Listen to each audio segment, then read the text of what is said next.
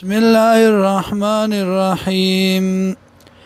وإذ جعلنا البيت وياد قصو چوغرزو من بيت الله مثابة للناس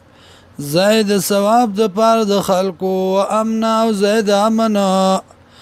واتخذوا نسي من مقام ابراهيم د زائد ابراهيم عليه السلام نا مصلى زائد منزو وعدنا ودوا غست منغا الى ابراهيم د ابراهيم عليه السلام نا و اسماعيل عليه السلام نا ان طهر بيتيا دا چې پاک کئی کور زما للطائفین د پر طواف کوونکو والعاکفین او د پر د اعتکاف کوونکو والرکع السجود او د پر د رکوع کوونکو د پر د سجدي کوونکو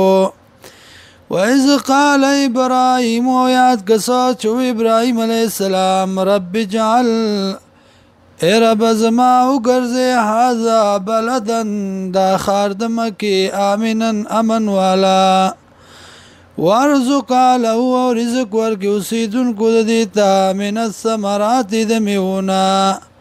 من آمنا چاچی مان راوړو منهم د دینا بالله فالله واليوم الاخر او پر از اخرت قال الله ومن كفر چاچی کفر وکم فومتیو نظر دی چې ساکا ورکم دلرا قلیلا لگا ثم اضطروا بیا براکا گم دلرا الى عذاب النار عذاب دورتا وبئس المصير او بد زید ګرځېدو دی